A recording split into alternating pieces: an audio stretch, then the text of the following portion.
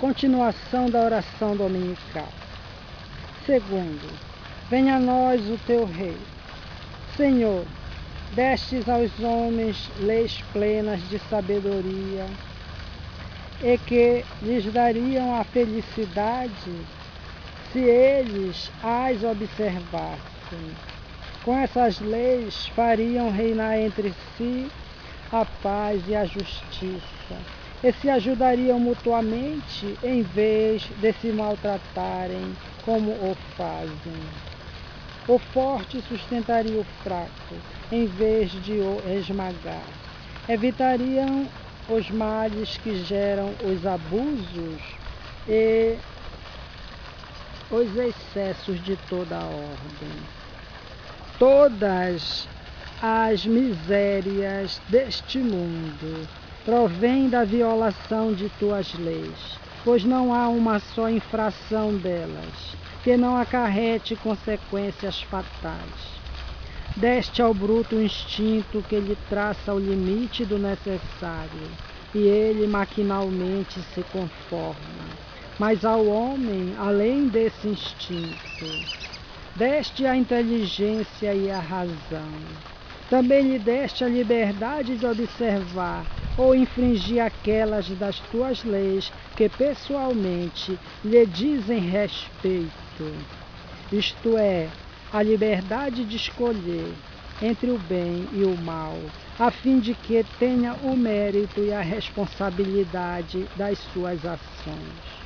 Ninguém pode pretextar ignorância das tuas leis, pois com a tua providência paternal quiseste que elas se gravassem na consciência de cada um, sem distinção de cultos nem de nações. Aqueles que as violam é porque te menosprezam.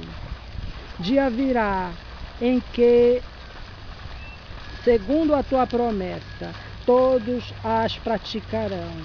A incredulidade, então, terá desaparecido. Todos te reconhecerão por soberano Senhor de todas as coisas, e o reinado das tuas leis será o teu reino na terra. Digna-te, Senhor, de apressar-lhe o advento, concedendo aos homens a luz necessária para os conduzir ao caminho da verdade. Terceiro, seja feita a tua vontade, assim na terra como no céu. Se a submissão é um dever do filho com relação ao pai, do inferior para com o superior, quão maior não deve ser a da criatura para com o seu Criador. Fazer a tua vontade, Senhor, é observar as tuas leis e submeter-se, sem queixumes, aos teus decretos divinos. O homem a ela se submeterá quando compreender que és a fonte de toda a sabedoria e que, sem ti, ele nada pode.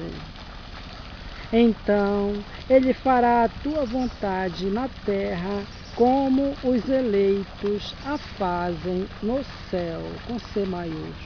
Quarto, o pão nosso de cada dia dá-nos hoje. Dá-nos o alimento para a sustentação das forças do corpo. Dá-nos também o alimento espiritual para o desenvolvimento do nosso espírito. O animal encontra a sua pastagem, o homem, porém, deve o sustento à sua própria atividade e aos recursos da sua inteligência, porque o criaste livre. Tu lhe disseste: tirarás da terra o alimento, com o suor do teu rosto.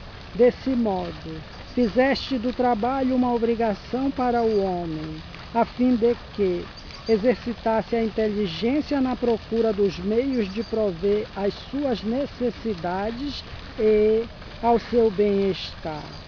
Uns mediante o trabalho material, outros pelo trabalho intelectual.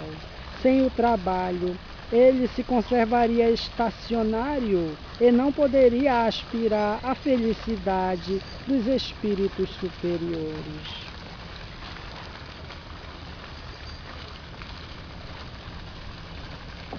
Ajudas o homem de boa vontade que confia em ti, no que se refere ao necessário.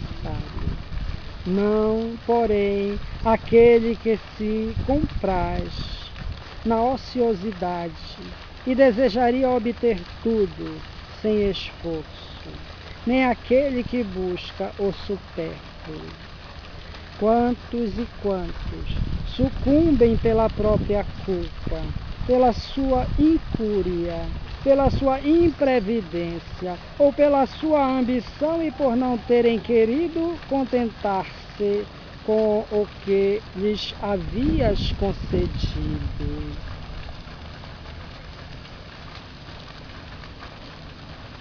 Esses são os artífices do próprio infortúnio. E não têm direito de queixar-se, pois são punidos naquilo em que pecaram. Mas nem a esses mesmos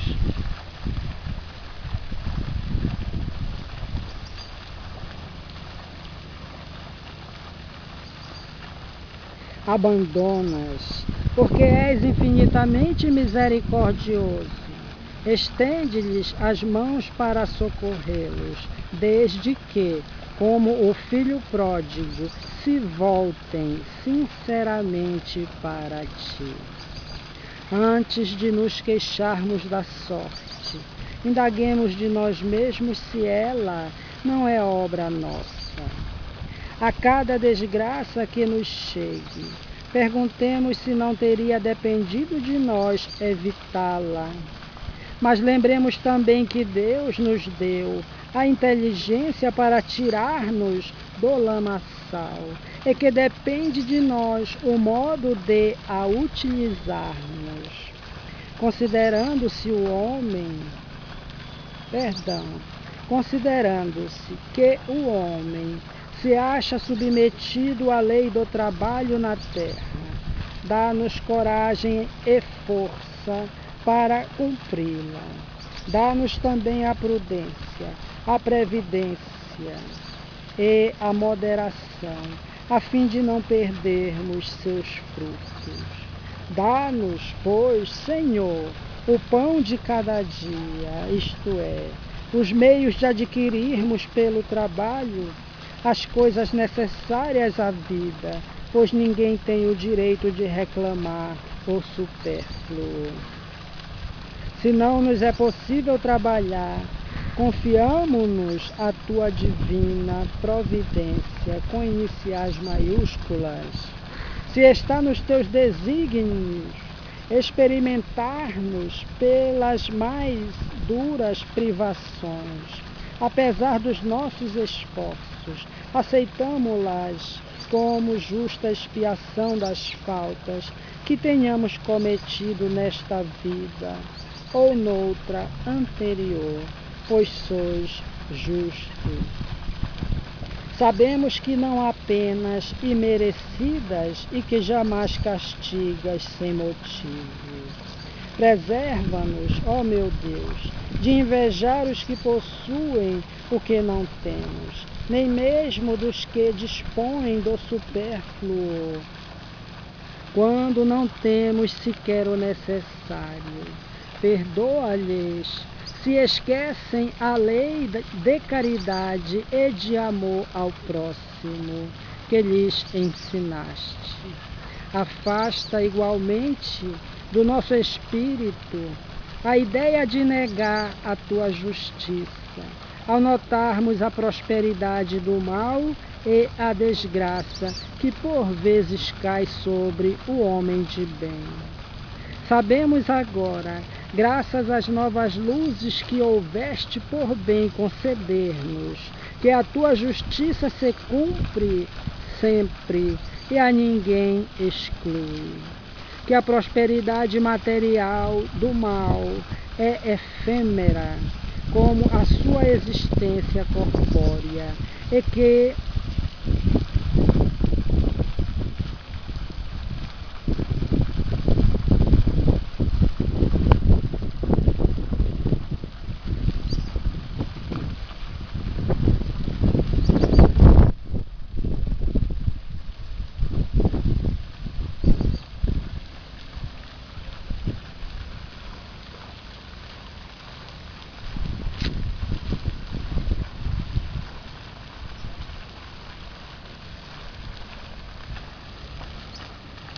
Sabemos agora, graças às novas luzes que houveste por bem conceder-nos, que a tua justiça se cumpre sempre e a ninguém exclui, que a prosperidade material do mal é efêmera como a sua existência corpórea, e que terá reveses terríveis, ao passo que a alegria reservada àquele que sofre com resignação será eterna.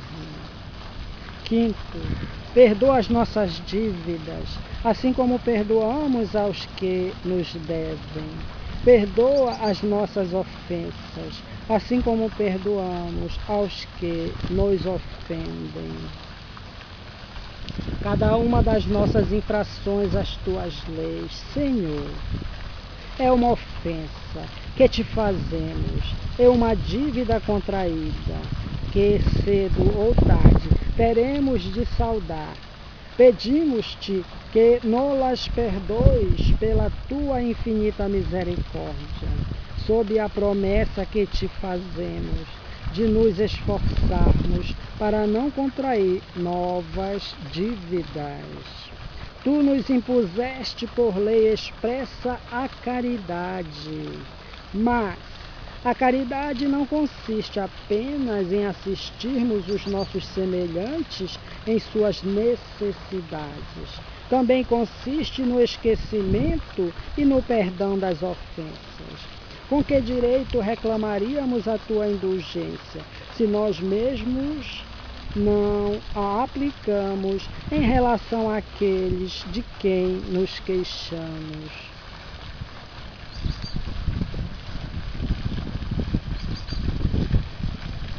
Dá-nos forças, desculpem, ó meu Deus, para sufocar em nossa alma todo ressentimento, todo ódio e todo rancor. Faze que a morte não nos surpreenda guardando perdão no coração, desejos de vingança. Se te aprouver tirar-nos hoje mesmo deste mundo, faze que possamos apresentar-nos diante de ti, puros de toda animosidade, a exemplo do Cristo, cujas últimas palavras foram em favor dos seus algozes. As perseguições que os maus nos afligem fazem parte das nossas provas terrenas. Devemos aceitá-las sem nos queixarmos, como todas as outras provas, e não maldizer dos que, por suas maldades, nos abrem o caminho da felicidade eterna, visto que nos disseste, pela boca de Jesus, bem-aventurados os que sofrem pela justiça. Bendigamos, portanto, a mão que nos fere e humilha, uma vez que as mortificações do corpo nos fortalecem a alma e seremos exaltados por efeito da nossa humildade.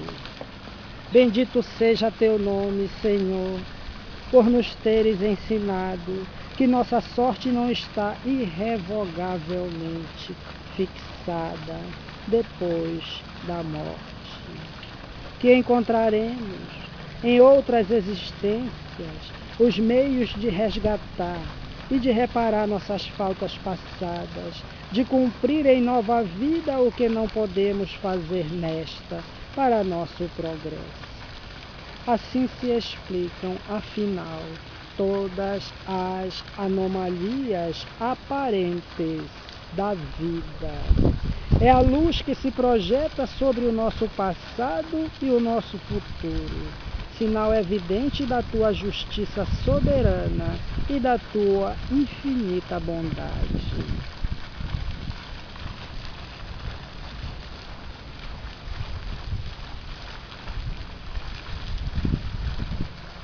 Sexto, não nos deixes entregues à tentação, mas livra-nos do mal. Dá-nos, Senhor, a força de resistir à sugestão dos espíritos maus que tentem desviar-nos do caminho do bem, inspirando-nos maus pensamentos. Mas somos espíritos imperfeitos, encarnados na Terra para expiar nossas faltas e melhorar-nos. A causa primeira do mal está em nós mesmos, e os espíritos maus apenas aproveitam os nossos pendores viciosos, nos quais nos entretêm para nos tentarem. Cada imperfeição é uma porta aberta à influência deles, ao passo que são impotentes e renunciam a toda a tentação contra os seres perfeitos. Tudo o que possamos fazer para os afastar é inútil se não lhes opusermos inabalável vontade no bem e absoluta renúncia ao mal. Portanto, é contra nós mesmos que precisamos dirigir os nossos esforços.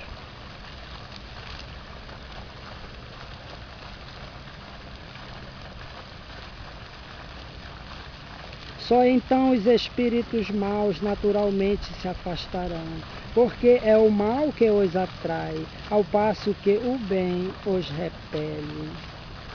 Senhor, ampara-nos em nossa fraqueza, inspira-nos pela voz dos nossos anjos da guarda e pelos espíritos bons, a vontade de nos corrigirmos de nossas imperfeições, a fim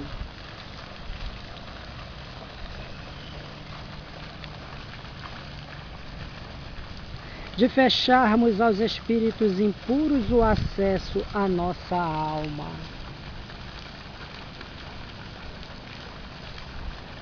O mal não é obra tua, Senhor, porque a fonte de todo o bem nada de mal pode gerar. Somos nós mesmos que criamos o mal, infringindo as tuas leis.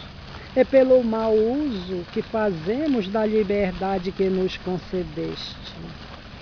Quando os homens observarem tuas leis, o mal desaparecerá da terra, como já desapareceu dos mundos mais adiantados. O mal não é uma necessidade fatal para ninguém e só parece irresistível aos que nele se comprazem. Se temos vontade de fazê-lo, também podemos ter a de praticar o bem. Por isso, ó meu Deus, pedimos a tua assistência e a dos espíritos bons, a fim de resistirmos à tentação. 7. Assim seja. Que seja da tua vontade, Senhor, que os nossos desejos se realizem, mas nos inclinamos diante da tua sabedoria infinita, que em todas as coisas que nos escapam à compreensão, se faça a tua santa vontade e não a nossa, pois somente queres o nosso bem e sabes melhor do que nós o que nos convém. Dirigimos-te esta prece, ó Deus, por nós mesmos e também por todas as almas sofredoras, encarnadas ou desencarnadas, pelos nossos amigos e inimigos, por todos os que reclamam a nossa assistência e, em particular, pelo Consolador prometido, que se vê hoje no Brasil como a Sociedade Espírita Parisiense em tempos passados se viu também demais perseguida pelos maus, pela imprensa e pela sociedade francesa e europeia.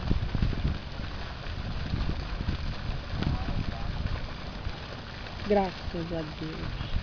Para todos suplicamos a tua misericórdia e a tua bênção.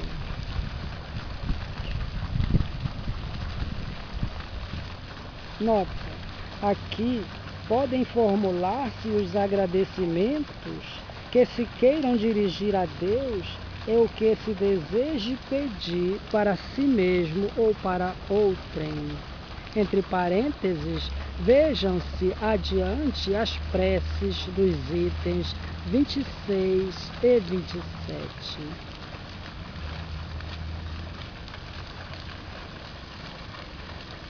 Coletânea de preces espíritas do Evangelho segundo o Espiritismo, coordenado e publicado por Allan Kardec.